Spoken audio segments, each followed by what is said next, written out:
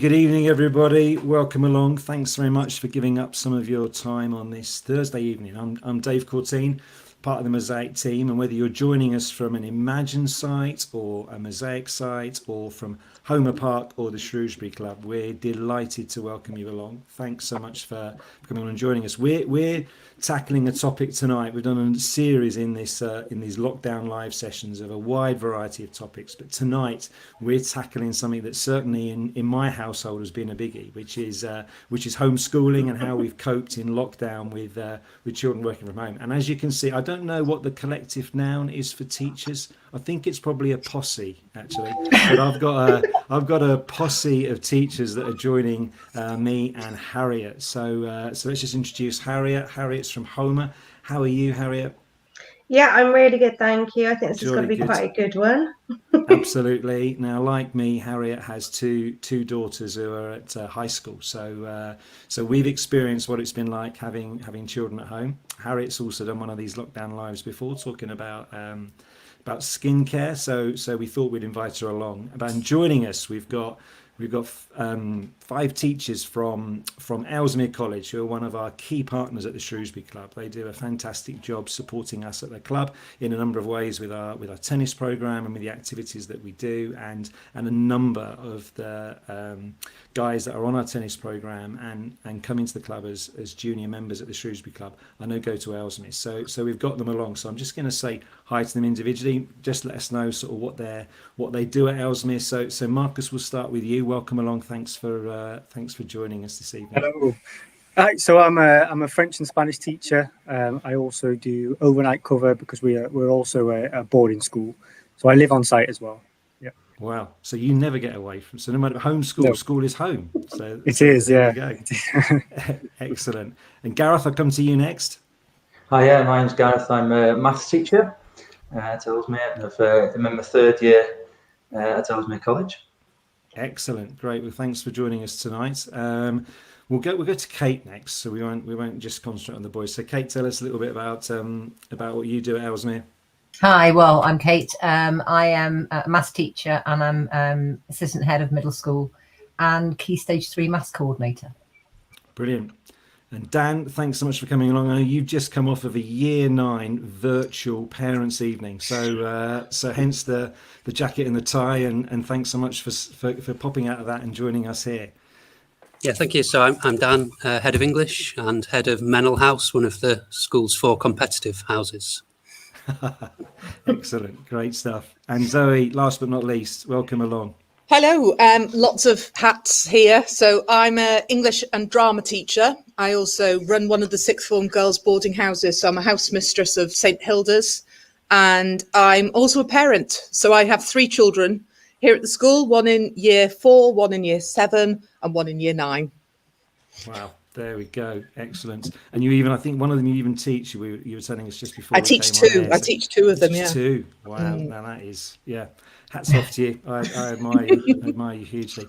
Okay, so let's dive into this topic then, because obviously we're just at that point in time. Harriet and I were talking again just before we came live that next week is the countdown. Our children are kind of going back into school next week, and we can't wait, can we, Harriet?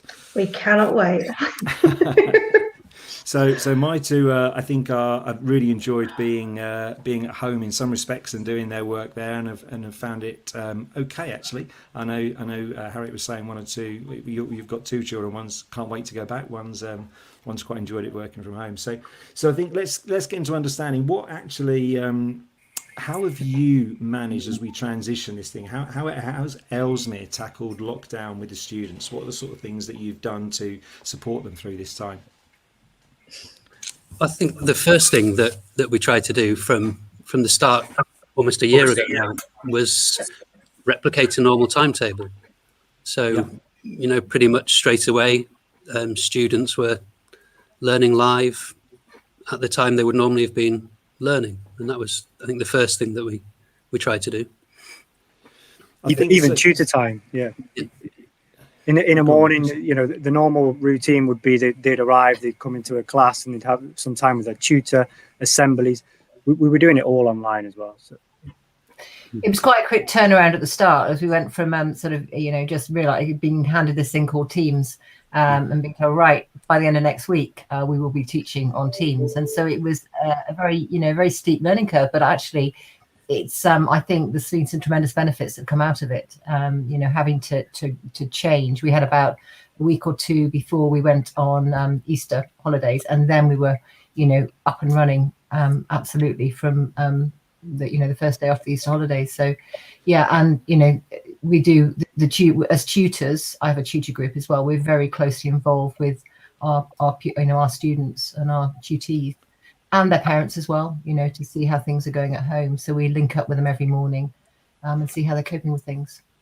I think also we're very fortunate. We've got a virtual learning network which is already established, which we end up using more of. So we're using a system called Frog, which we can then, teachers would place their work or any worksheets or any PowerPoints or any materials would go on there. So the work was always available online. So if a student was unable to join live, then it was catch up on the work that we've done.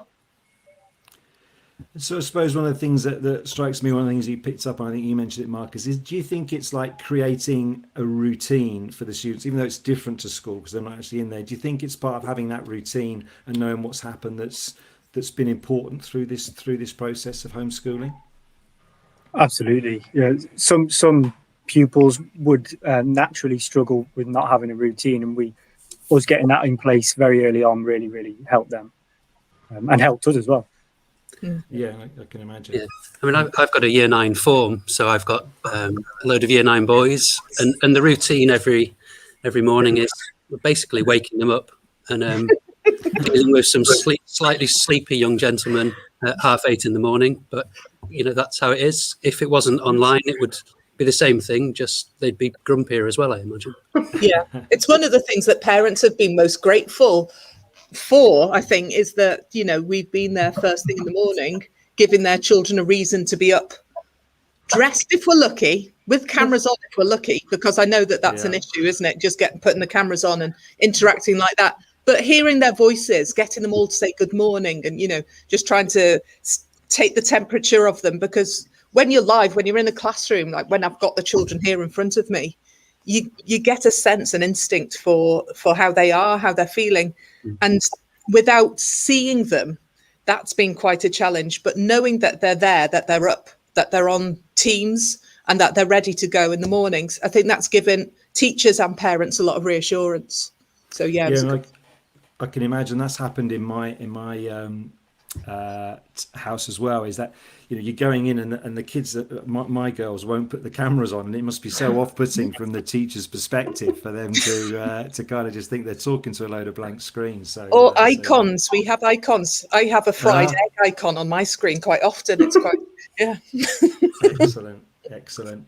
By the way, I should have said at the start, if you want to add in your questions, we've got a list that Harriet and I have come up with that we're going to be going through to ask everybody. But it's not just down to us. If you've got anything that you're concerned about, or any questions that you've got about as children as they start to go back to school, then just pop them in the comments box and we can see them, and we'll try and feed them in as we go along. That's kind of how we work here on Lockdown Live. I should have mentioned that at the start.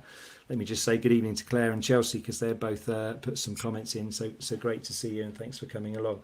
So, guys, one of the things I'd be interested to know is, how do you think lockdown has impacted on students generally? As I said earlier, my two actually academically, I don't think have been affected too badly. They've done their online lessons live. It seems the content's pretty much the same as they would have got in the classroom.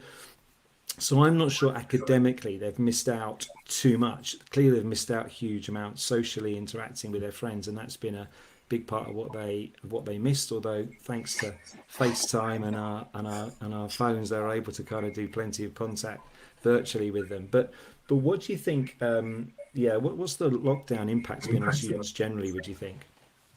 One of my jobs is within middle school is to sort of do the tracking of how people are, their achievement. And I think on the whole, it's been really impressive. The vast majority have coped very well with it. And, their achievement hasn't dipped too much. I think you do see that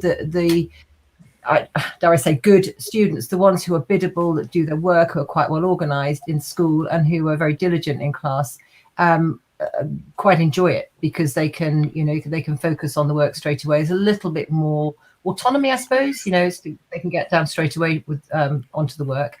Those that struggle to focus and concentrate have perhaps more opportunity to be distracted. And if they've got just a little icon on their screen or a round circle, you can't see what they're doing. So that it is difficult for those that struggle, but struggle to concentrate in school. Very few of them who are hardworking and can concentrate in school haven't done well at home.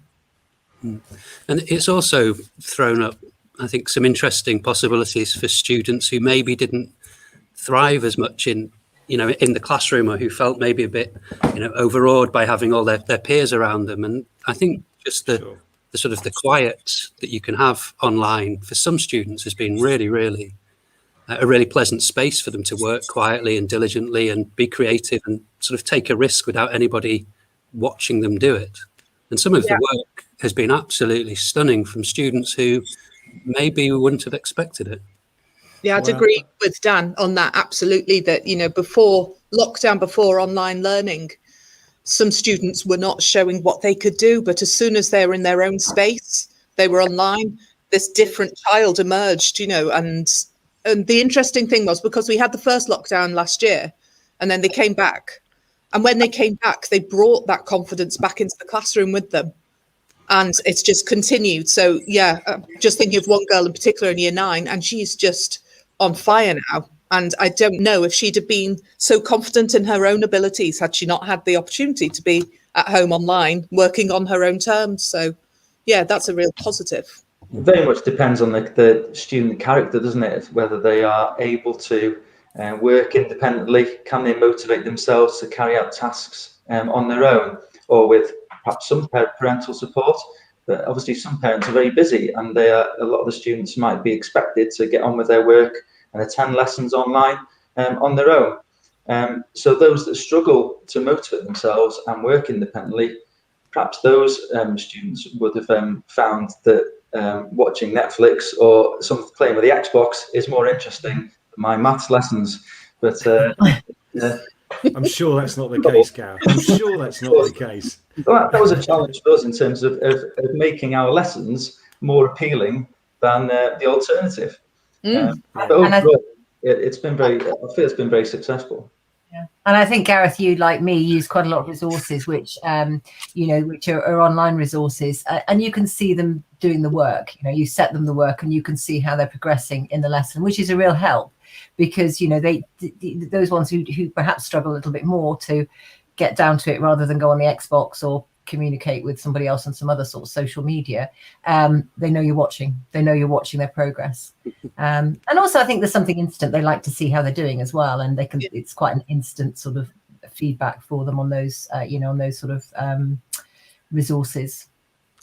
So I think in the media, there's been an awful lot of negativity about what a terrible impact it's going to be having on children. The fact that they've been at school, and I'm sure in some cases that's correct. But I think what I'm hearing from you guys, which is really encouraging, is that actually, there are elements of this where you're seeing it's actually brought on students, and some may look back on this as a positive impact on their educational career and academic achievements rather than a negative one. Is that true, do you think? Absolutely. I can talk for my tutor group. They've suddenly become chess pros.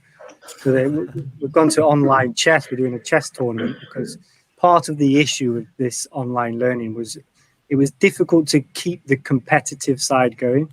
That was something that in class is very easy to do, but online it hasn't always been as easy. So I wanted some competitiveness. And chess has been that, and they love chess now, and that's something that they probably would never even got into before this. So huge positive there. Sure. And Harry, I've talked a bit about my two. What about your two girls? What are their thoughts as they look to head back next week? They both go to different schools. It's a really mixed review. My stepdaughter, who's in year 8, cannot wait to get back to school. She really has had enough of online school. She did in the first lockdown. She was absolutely devastated to be back at home this time. She's missing her friends. She's missing the interaction with the teachers more so that way. Whereas, and her lessons are actually being done, that they're being pre-recorded, which is one way of doing it. Whereas my daughter's school do it in a completely different way. So she's in year 9. She's not really that keen of going back. She enjoys the aspect of school. She enjoys seeing her friends, but she's found by being able to communicate with them, you know, friends via social media and things, but also having the interaction with live lessons, she's getting the input that she needs, but also she's able to flourish. She's able to, once the work's set, she can just get on. And then if there are any issues, there's someone to hand that can help her. Typical year 9 girl, you know, is always influenced by boys. And she has found, poor boys, that the distractions just aren't, they're not there. You know, the beginning when they have tutor time in the morning, like you guys, you know, any sort of hype a little bits are out of the way before they get into their classes. So yeah, it's going to be really interesting. She said she wants to see her friends, but I think if she thought she could homeschool for the education side, she would. Cool. So let's sort of talk a bit about that. Let's sort of move on to talk a bit about what's going to happen from next week onwards for the schools as all of them decide to go back. I want to pick up on a point that John's made as well. Thanks, John, for leaving his comment, talking about that the focus when kids return has got to be, in his view, around social interaction and sort of learning how to learn again in the classroom. So yeah, I think what would your advice be to children as they head back into school and the classroom rather than be learning online? What sort of advice are you going to be handing out at Ellesmere? I think they're going to find it quite strange. Just a simple thing like maybe not having a computer in front of them and being expected to work, and you know, the old-fashioned exercise book and a pen, and for some of them that's going to feel a strange and uncomfortable habit. So I think that'll be odd, but they will very quickly, I'm sure, start interacting, and very quickly, I think within a matter of hours, they'll almost forget, hopefully, what's been happening in the last few months, because they are such good friends. Yeah, I just sort of this sort of going back to your previous question, really. With my tutor group, I'm just picking up that, you know, there are a few of them that they're a little bit anxious about coming back, because I think, you know, it's quite a change. We've had quite a period again at home, and it's quite a change. And I think there is a sort of comfort in being able to interact behind your computer screen, and not actually having to face the real, you know, the hustle and bustle of school, real people there, and the comments and the, you know, and the social interaction, which you know, is invigorating, and they'll love it when they get back to it. But I think it's also a bit daunting for some of them. So, you know, I think we just need to watch some of them to start with, and just make sure that they don't that they're not overcome by it all. You know, that they just sort of. I think it will be, the first week will be a bit of a shakeout, and hopefully by the time we get to the second week, it'll be like we haven't been away. Well, I think it's probably worth saying that, you know, when they come back on Monday, parents like myself with 3 children, to make sure that they're up and in their uniform and out the house on time to get to their form groups for the start of the day, that's going to be a challenge for parents as well. You know, we've all got to kind of steel ourselves ready for this next week. And then, you know, we've got testing regimes now, haven't we, in school? So it is going to be very strange for them.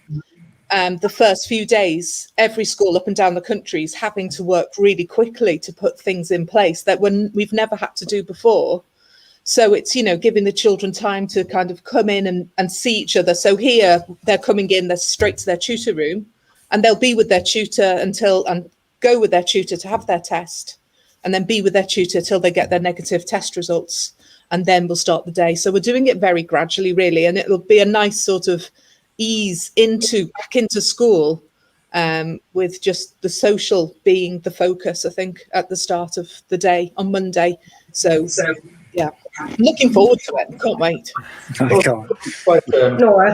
Very fortunate, we've got Wednesday afternoons and Thursday afternoons where the school do activities and sports, so they'll have those periods where they will have that sort of social interaction through those kind of activities as well, whether it's getting activity or preparing, or whether it's sporting activities, or within social distancing rules, or whatever rules apply to those sports, but Sure.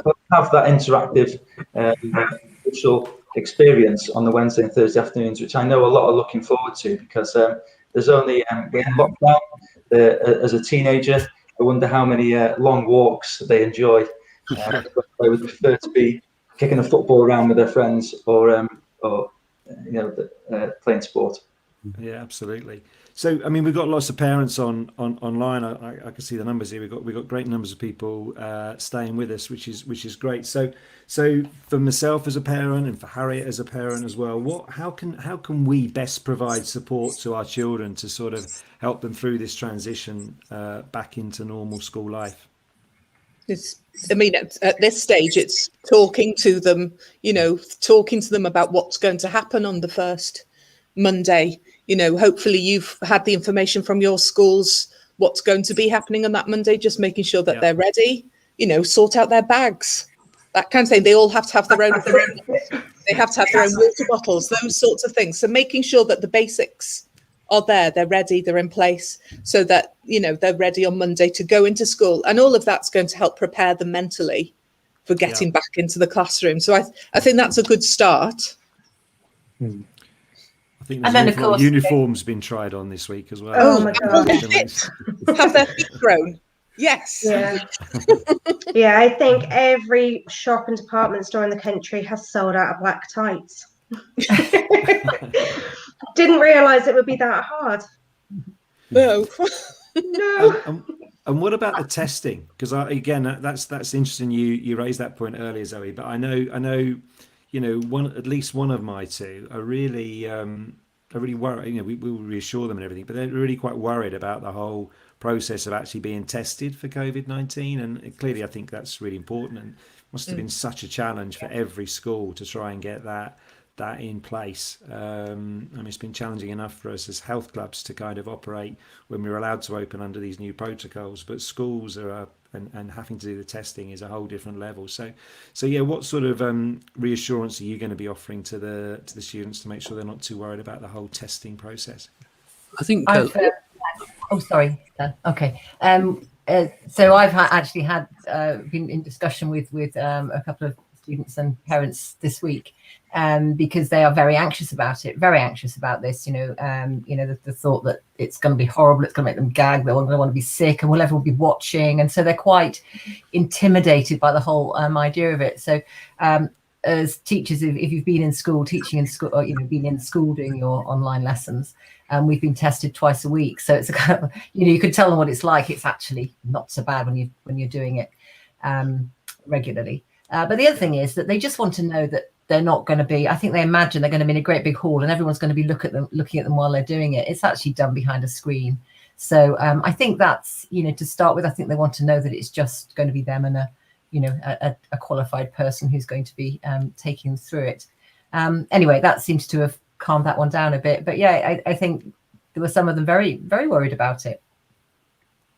I think I think it'll reassure them as well, seeing their tutor go down and have their test at the same time. And most of us who've been here throughout lockdown have, as Kate said, been tested a lot, and it isn't a particularly unpleasant thing. It's just daunting the first time, and to have an adult going through it with you, I think should prove quite reassuring, hopefully. Yeah. And we're also making a film. I don't know if the rest of you know this, but tomorrow 3 students are going to go and be filmed having their tests, and then that will be shared with all the tutor groups, I should think. That's a great idea. I didn't know that. I only found out today as well. But yeah, I think that's a good idea, because then that's people they recognise, and this is what it is. There's no fuss. Nothing to worry about is the message. And I think our communication of that with students and all schools, it's the communication is the important thing. So yeah, I think it's a brilliant idea, because it's also in their medium, isn't it? So watching a video and that is what they do. It's what that's they used to. Exactly. So seeing a video of 2 or 3 of the children being tested is a great idea. That's brilliant. So okay, it's almost an icebreaker, that gives them a topic of conversation instantly as soon as they arrive. So. Yeah, it will become they'll turn into a competition somehow or another, won't they? That's bound to happen. That's the default thing to go Who can to. get it the furthest up their nose or something like that. Whose test will come back first? Don't give them ideas, Zoe. Don't give them Sorry. ideas. Yeah. I can see Steph has mentioned getting them to find their tonsils beforehand is a good idea. Steph, you're quite right. Yeah. I think that goes along with packing the bag, doesn't it? And getting the uniform ready. Find your tonsils. You know where your tonsils are. Excellent. So let's come on and talk a little bit about what do you sort of think will, for those parents that have got children that are in perhaps the key exam years, what reassurance can you offer there? I know some of my friends have got children that should be taking their GCSEs or their A levels this year, and I think that's something that they're quite concerned about. So can we just spend a few minutes just talking a bit about that? I realise it's not affecting everybody, and it certainly doesn't affect me this year. But I know for some parents that have got children in those years, it's a real concern. What sort of your thoughts on that? Well, I think we're going to carry on teaching, up until the middle of June, and that's the way it's working for everybody this year. And in some ways, that's quite a good thing. We get more chance to teach them. Normally, it becomes a bit of a diet of exam practice, and you stop teaching in a way and just rehearse for exams. And this time, we'll have more chance to teach. And also, we've covered the syllabus fairly thoroughly in the exam years, year 11 and 13. And I would think, in terms of their readiness for university or for further study or for A level, they're in a good place. The online learning has afforded us a lot of opportunity to push them and stretch them, and to impart knowledge. And I think they're in a good place in terms of knowledge and skills to move forward, which I think should be of reassurance to the students. Yeah, and also, I mean, if you think about, with being a house mistress, a sixth form house mistress, I've had quite a lot to do with the year 13s and their next stages and their concerns. Universities and higher education institutions have also had to really up their game in terms of what they're providing online. And so it's helping everybody, throughout the school system now, that they know that there's so much more information, so much readily accessible information. So things like, the universities are already putting on tutorials and things like that, a bit of transition. Yeah. And we're also going to be able to do more of that with our year 11s, because, of course, year 11s, they're missing a key moment, aren't they? But we're going to be able to get the transition to sixth form better for them. But I think year 12s are the ones we really need to look after, because they're the ones who haven't done an exam. They didn't do their GCSEs last year. And then they've had a lot of disturbance this year. So it's making sure that they are all skilled up, ready for next year when they will be doing exams at the end of the year. So we've got all sorts of different strategies, I guess, ready to deal with whichever year group needs it. But we're all evolving. We're still learning. I think the key thing focusing on my year 11 tutor group is that they're encouraged to think longer term. And think what is the next stage, rather than thinking that GCSEs or the end of year 11 is the main goal. It's not, because they haven't thought ahead of them. So it's about and fundamentally going back to why we're in education and why the children are at school is to prepare them for the rest of their lives and for learning. So if they're still viewing education as I'm here to learn new things, new facts, new skills, and keep the focus on that, rather than I'm here to pass my exams, then they're more keen to engage in lessons and be prepared to learn as we want them to. Yeah, I agree with Gareth. I think I've also got a year 11 tutor group, and I teach year 11 maths. And my sort of message throughout lockdown has been, just keep going, keep working, on the topics that we've got coming up, and don't sort of lose your head about it. Don't sort of sort of stop panicking about exams and what will I get. And I think reassuring them now is that, the result they get will be what they deserve. They will get they will not be unfairly dealt with, and they will get what result that they deserve to get.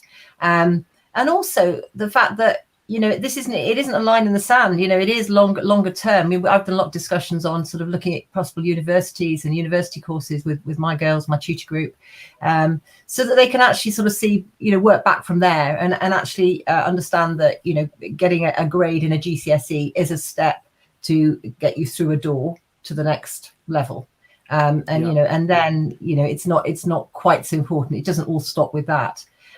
So I think they're generally they've got that view. They've got that longer term view. And like Zoe was saying as well, with our year 11s, not so much with year 12s, but with year 11s, at the end of the summer term, because we've got extra time, they'll start doing some sort of A-level preparation courses and a little bit of taster lessons. So it leads them to view it as a longer term thing rather than just, that exam that I'm not doing, or, that grade that I need to get. I think what Gareth said is really important, though. The point of education isn't really the exam result. It's to be ready for the next stage in your life, whether it be work, education, whatever. And I think those sort of skills and attributes, and that we want students who are ready for that, who, stick with it when it goes wrong and sort of persevere and are just prepared for life is what we're really trying to achieve. And hopefully the last year hasn't been a hindrance to that. And actually it's provided us with quite a few opportunities, I think. Their IT skills alone, talking about opportunities for careers, etc. Their IT skills have jumped, leaps and bounds. They're way ahead of what they were 2 years ago, and that's going to really help them in life. I can talk for myself. What I now know how to do this year is unbelievable. It would have taken me 5 years if we weren't in lockdown. So. Yeah, I think we'd all agree with that none of us ever thought we'd be in this position. And had someone said it to us in advance, if we'd been given 6 months warning, we'd have probably run for the hills. But, it happened and we managed. And I think we're all quite proud of ourselves for that. Rightly so. And clearly Stacey's in the room as well. Stacey's been on saying that the teachers have been incredible support for my girls, and I think they're all amazing. She's got a uniform ironed and 2 kids are ready for school already. It sounds perfect. But yeah, I'm with you, Marcus, actually, because I was just sat here thinking as you were talking, I was thinking, if someone had said to me 18 months ago, do you know what, there's going to be a lockdown and you'll be running a live stream session and you'll be managing comments and putting music at the front and at the end, and you'll be running the whole thing, I would never have believed it. But yeah, here we are, and somehow or other I've managed to put it together so far. So I mean, I want to kind of sort of pick up on that point, actually, that you were sort of all alluding to about the fact that they're going to learn some extra skills, and it's about taking the long-term view.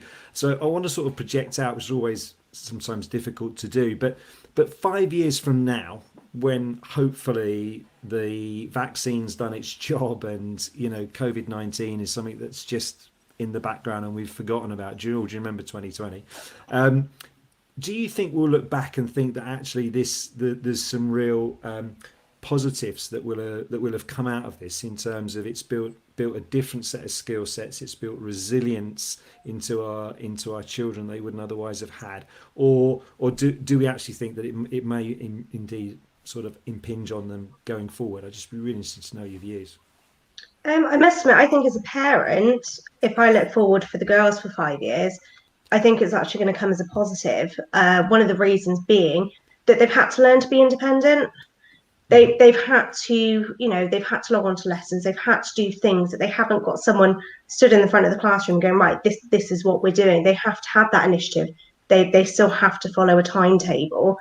And, they're going off, they're looking at other resources. So the IT that the girls do, absolutely baffles me. And even doing things like DT and art online, I've learned so many new things. And other things I'm so, just letting go, can't do that. But I think it will make them persevere more, and they'll be more determined to do things. Yeah.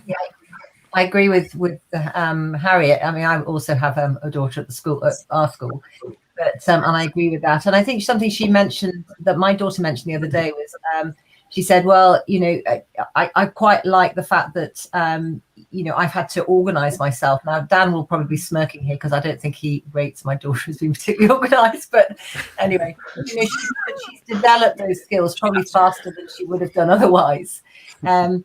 But the other thing is, from a sort of an education point of view, I think the developments that we've gone through have been rapid, and we would, as Marcus was saying, it would have taken us a lot longer to get to where we are now.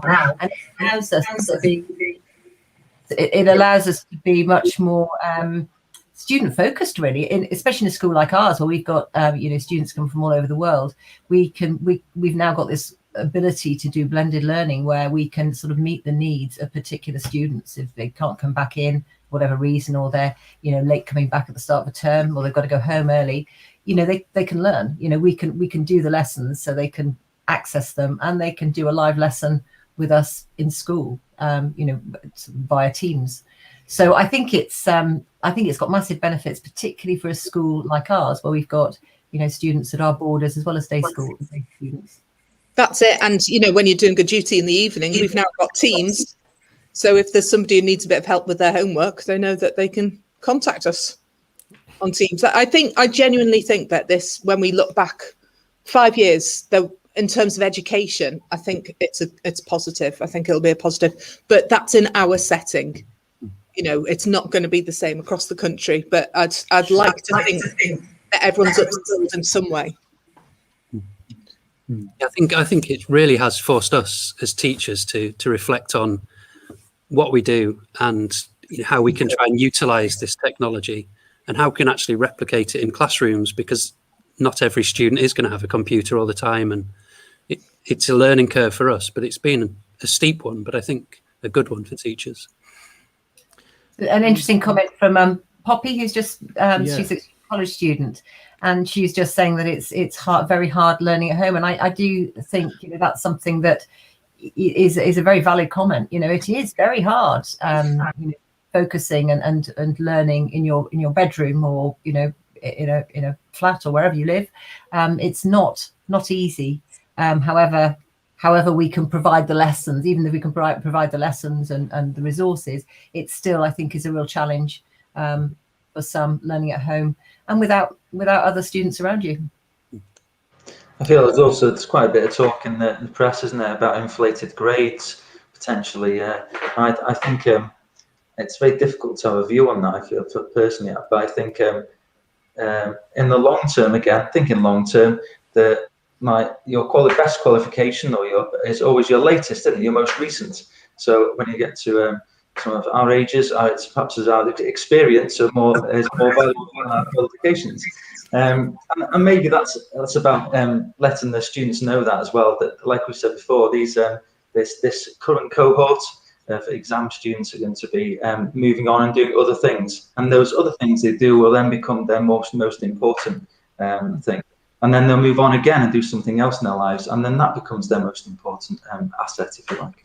So yes, I can see that this cohort, this year, if you like, and that the students in education now will think that they've had a different experience, but I don't think they should view it as a negative experience, and actually they will go on and do other things. We will survive this, we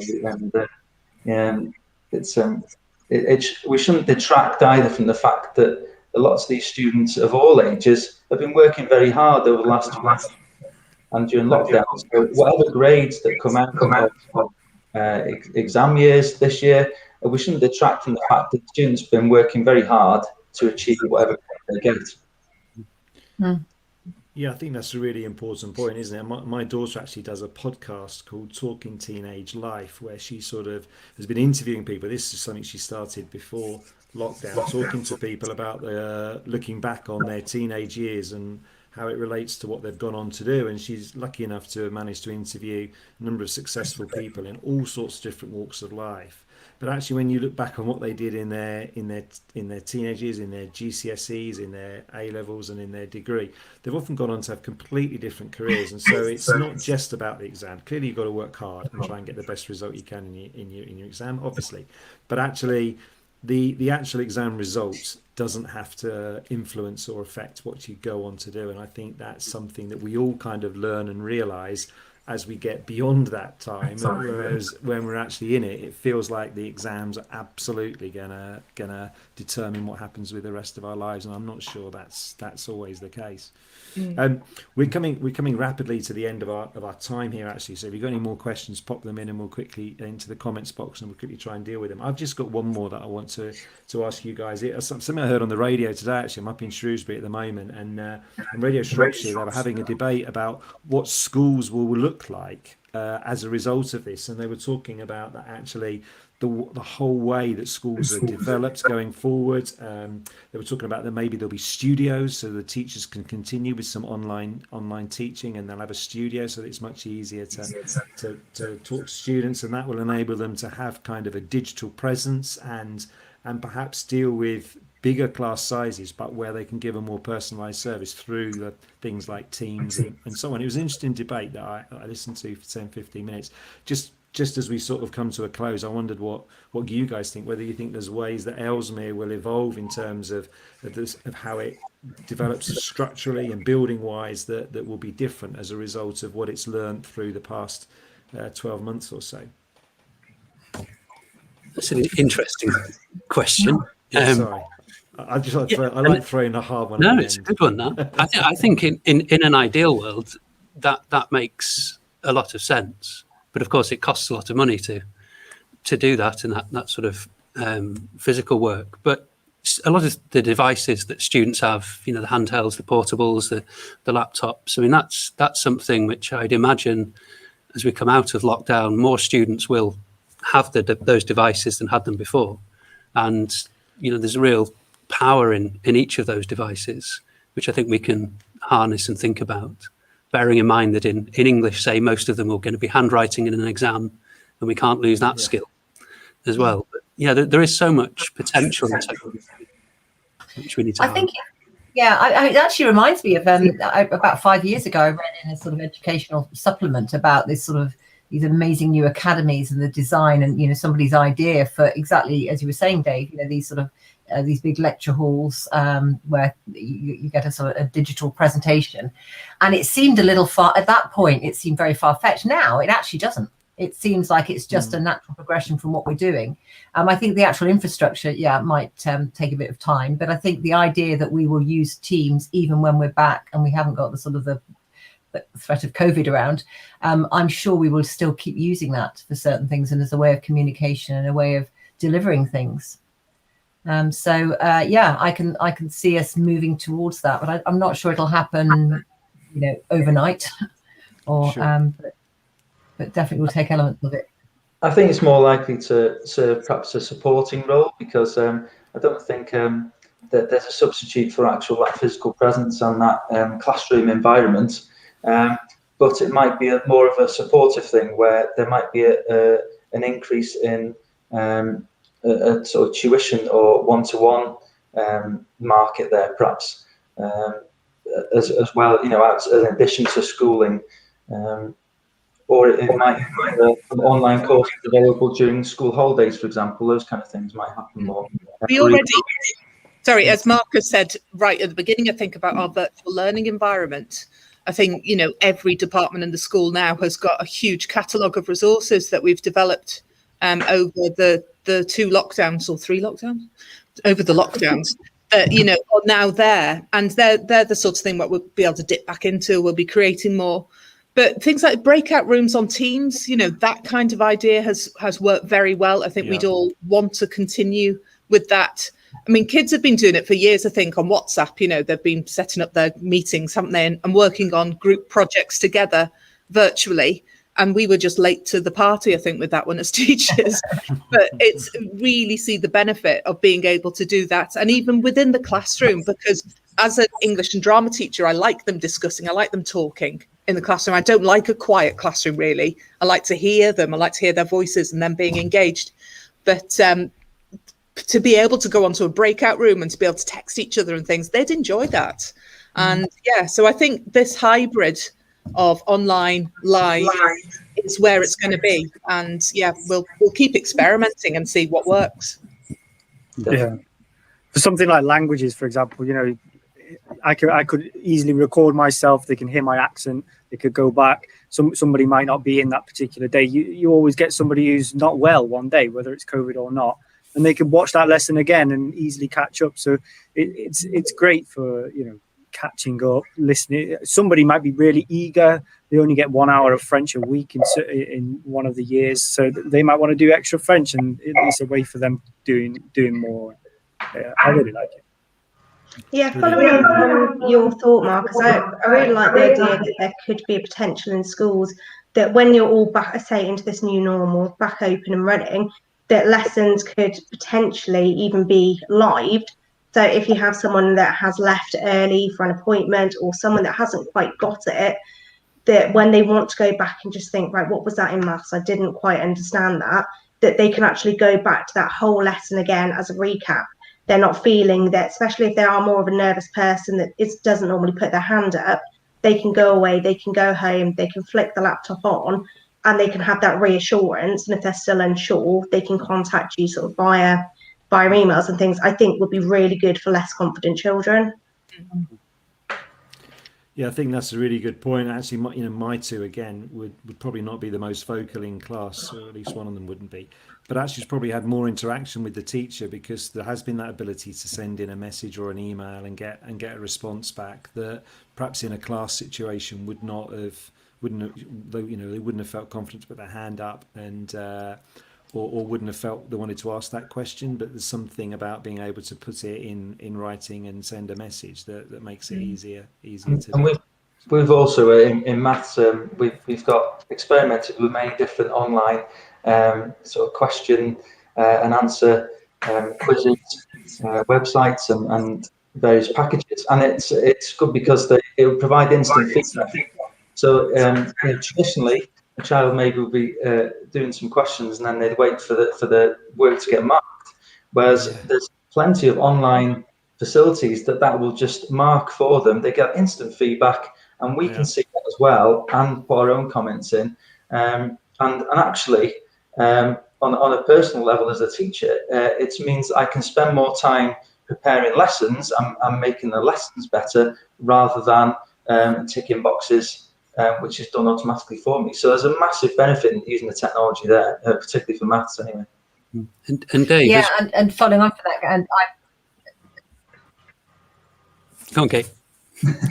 Sorry, Dan, you go. Dave, I'm buffing anyway. Yeah, Dave, one of the points as well you made there about your daughters and emailing the teachers, I think is so important as a skill that many students have developed over lockdown, and taking that responsibility for learning rather than just passively waiting to get told off and stuck in a detention, as used to happen to me. But being able to email your teachers, it's great communication skills and a very valuable lesson, I think, for many.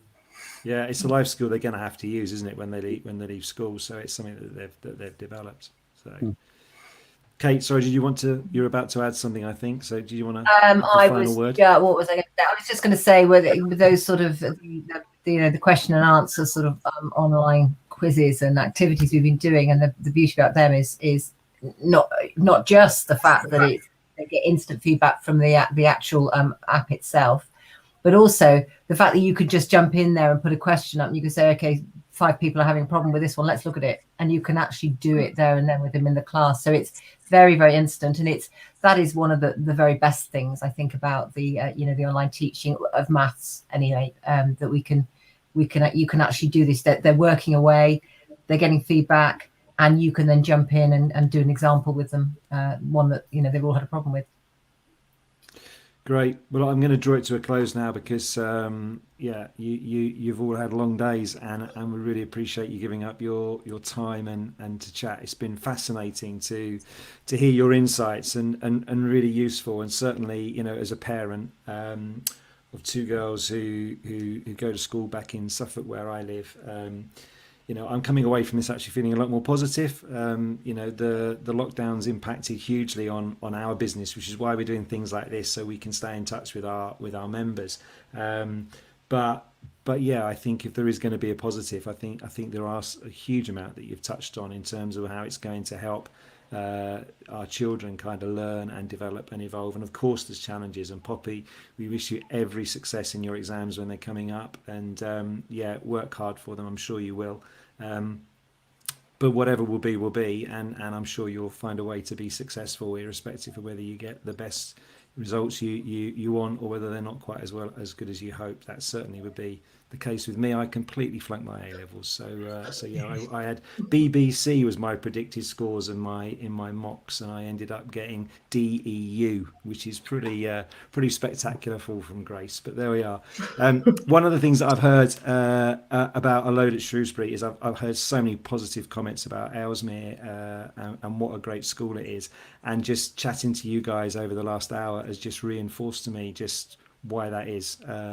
They're clearly a great school, so it's been wonderful to get your insight. I really appreciate what you've shared and what you've talked about, and clearly, yeah, it's a great school, and we wish you every success as you kind of welcome back all your students next week and over the next few weeks, and thank you for all the work that you do with us at the Shrewsbury Club. We really appreciate it. So we're coming to the end. Thanks guys for your time. So to Marcus, to Zoe, to Gareth, to Dan, and to Kate, thank you so much for joining in. Harriet, thank you for keeping me company and asking the far more intelligent questions than I had. So it's great to have you along for that. And we'll be back next week. There's another Lockdown Live next week. We're actually going to be looking at the topic of how can we stay healthy when we're working from home. So many of us have discovered working from home for the first time, and yeah, that presents a whole raft of challenges. So we're going to be talking, and we've got some people coming on to talk about how we can work healthily